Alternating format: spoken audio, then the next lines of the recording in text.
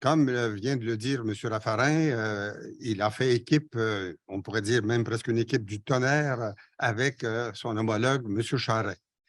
Eh bien, nous avons le plaisir aujourd'hui de pouvoir les entendre tous les deux. Cette fois-ci, pour M. Charest, ce sera sous forme d'une entrevue. Le professeur Stéphane Paquin de l'ENAP s'entretient avec M. Charest. Je rappelle que M. Jean Charest s'est d'abord fait connaître sur la scène politique fédérale comme ministre dans le gouvernement Mulroney. Il a été par la suite premier ministre du Québec de 1993 à 2012. Sans plus tarder, rejoignons M. Charest et le professeur Paquin. Alors, Monsieur Jean Charest, Monsieur le Premier ministre du Québec de 2003 à 2012, pour vous, les relations internationales du Québec ont toujours été très importantes, mais en particulier les relations avec la France. Notamment, je pense à la nouvelle alliance France-Québec de mai 2003. Pouvez-vous nous en parler en quelques mots? Au point de départ, c'est une très grande chance pour le Québec d'avoir la France comme partenaire et de pouvoir jouir de cette relation directe et privilégiée. Il faut le rappeler, on l'oublie que nous avons depuis les années 60 cette relation exceptionnelle avec la France, ce qui donne à la politique extérieure du Québec toute une autre dimension que nous n'aurions pas autrement. Et la France, ce n'est pas uniquement un pays fondateur pour le Canada et le Québec, c'est également un pays du G7, du G20, c'est en Europe, avec l'Allemagne, les deux grands pays qui jouent un rôle extrêmement important. Dans notre relation avec la France, il y a toujours le défi d'avoir devant nous un projet nouveau, un projet qui nous permet d'avancer dans la relation. Et lorsque je suis devenu premier ministre du Québec, j'ai eu la chance d'avoir devant moi un premier ministre français, Jean-Pierre Raffarin, qui connaissait le Québec, avait une amitié pour le Québec et ça a pesé évidemment dans notre volonté commune de pouvoir développer, de faire avancer cette relation. D'où cette nouvelle alliance, d'où la recherche de projets, parce que ce n'était pas évident au début, mais la recherche active de projets qui allaient nous permettre d'élever et d'amener à un autre niveau et sur d'autres dimensions la relation entre le Québec et la France. Par exemple, la mission commerciale que la France et le Québec ont organisée conjointement au Mexique. Moi, je n'avais jamais vu ça. J'avais aucun précédent équivalent. C'est quand même quelque chose d'assez unique. Ah, c'est unique, tellement unique que, pour être très franc, ça a donné des brûlements d'estomac au ministère des Relations internationales à Québec, des brûlements d'estomac au Quai d'Orsay. Ils ont tous les deux eu la même réaction, qui est toujours celle un peu de juridictions qui sont tournées vers elles-mêmes. Pourquoi moi j'irais, pourquoi nous les Québécois, on irait faire la promotion de la France au Mexique? Pourquoi la Quai d'Orsay dit, pourquoi on amènerait le Québec, nous, pour profiter de... Alors qu'il y a derrière cette idée une innovation qui a marché, c'est-à-dire qu'on a réussi à se rendre un peu plus intéressant un l'autre aux yeux de nos interlocuteurs mexicains qui ont adoré l'expérience. Eux, ils ont beaucoup aimé.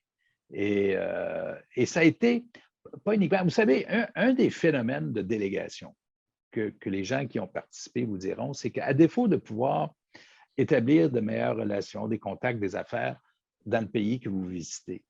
Il y a toujours des bénéfices du fait que des Québécois se réunissent ensemble, passent du temps ensemble, il en résulte inévitablement des affaires entre eux. C'est un des secrets bien gardés. Mais imaginez-vous quand les Français et les Québécois, ils ont fait des affaires ensemble, eux aussi. Brillante idée qui, malheureusement, n'a pas connu de suite, je pense, parce qu'il y a encore une vision trop étroite de ce que notre politique extérieure pourrait être. Et à mon avis, Jean-Pierre Raffarin et moi, on avait mis le doigt sur quelque chose d'intéressant pour l'avenir. Vraiment intéressant. Et pendant votre mandat, évidemment, la question du changement climatique a été centrale. Vous avez un héritage important, notamment le marché du carbone avec la Californie, mais vous avez aussi participé au sommet de Copenhague et la France a eu un rôle à jouer pour inviter le Québec. Qu'est-ce qui s'est passé exactement? D'abord, pour moi, personnellement, si vous me le permettez, ça a été un sujet depuis que j'ai été chef de la délégation canadienne qui est allée au Sommet de la Terre à Rio en 92. Moi, ça m'a beaucoup marqué. Et dans mon gouvernement, ça a été un sujet important. Et nous avons fait plusieurs choses. La bourse du carbone, c'est un des grands projets réalisés, mais il y en a d'autres et ça, j'en suis très fier. Nous étions avant-gardistes, le Québec l'est toujours aujourd'hui.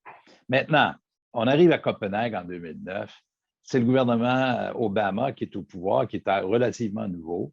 Et nous, au Québec, on a, avec le gouvernement fédéral, un désaccord très important sur ce sujet. Le gouvernement Harper est vraiment aux antipodes. Les relations ne sont pas très bonnes là-dessus. Et on n'est pas le bienvenu, tu sais, pour être très clair, là, comme délégation. Mais le rôle joué par les États fédérés est extrêmement important. Et le Canada et mon gouvernement, nous, on s'est mis à la tâche pour développer. Et à Copenhague, il y a eu une première reconnaissance du rôle des États fédérés, si ma mémoire est bonne. C'est la première fois dans les textes qu'on allait vers les États fédérés. Pour y arriver, cependant, il fallait entrer dans la salle, il fallait être présent.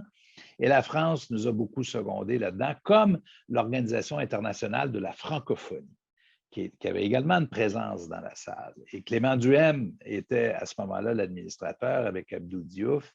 Ils nous ont, pour tout vous révéler, ils nous ont également assistés pour que nous puissions avoir accès aux salles, aux interlocuteurs et que nous puissions faire avancer les intérêts du Québec. Alors, voilà un exemple de ce que cette relation exceptionnelle avec la France fait pour nous ouvrir des portes sur la scène internationale qui autrement seraient fermées. Et la relation France-Québec a aussi donné deux autres choses extrêmement importantes. La première, c'est de lancer les négociations commerciales entre le Canada et l'Union européenne. Donc, la relation France-Québec est le moteur qui a permis de lancer, de créer l'événement. Puis ensuite, c'était cette entente qui a été conclue avec la France de Nicolas Sarkozy sur la reconnaissance mutuelle des qualifications professionnelles. Pouvez-vous nous parler des deux événements? J'ai une merveilleuse histoire dans le cas des négociations sur l'accord de libre-échange Canada-Europe, qui est aujourd'hui un vif succès. En grande partie grâce à Pierre-Marc Johnson, en passant, l'ancien premier ministre du Québec, à qui nous avions confié le mandat de négociateur et sans qui peut-être cet accord ne se serait pas réalisé. Hein? C'est une plus longue histoire, mais il a joué un rôle clé là-dedans. Maintenant, c'est Jacques Chirac, le premier à nous avoir soutenus. Et je vous raconte une anecdote qui je n'oublierai jamais. Je visite M. Barroso à Bruxelles, qui à ce moment-là dirige la commission, qui me raconte, il me dit, vous savez, j'ai reçu un téléphone du président Chirac pour dire que la France soutenait les négociations. Et puis il me dit avec étonnement, jamais la France.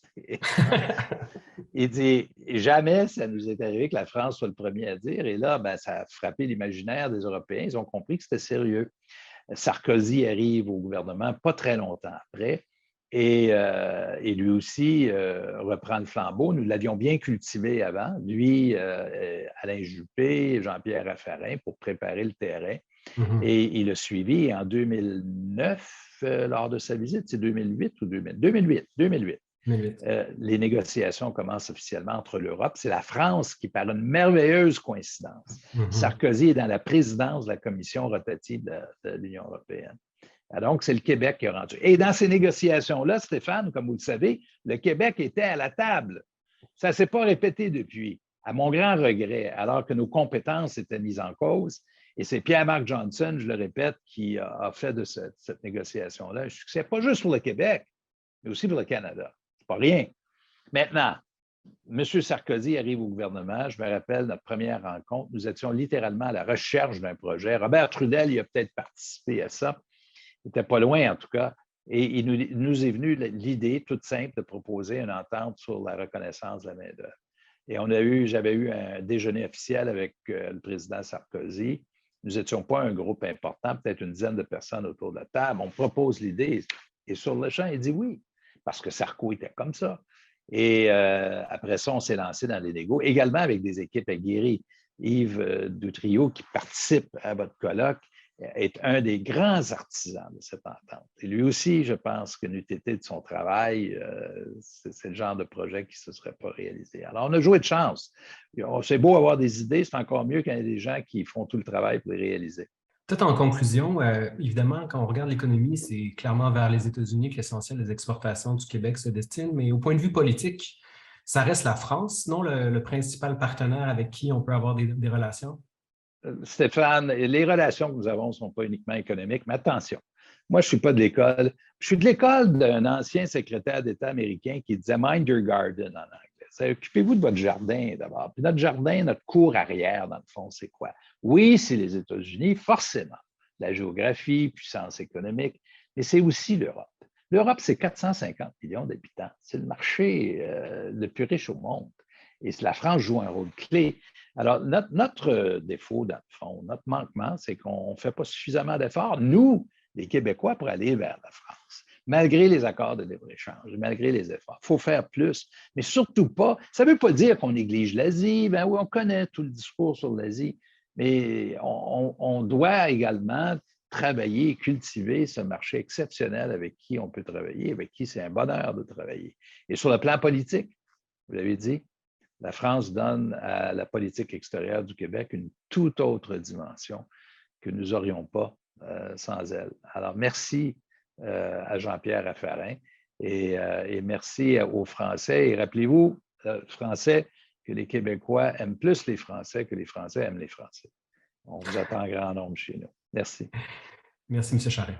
Au revoir. Merci beaucoup, M. Charest, pour votre témoignage et un témoignage qui est riche d'enseignements.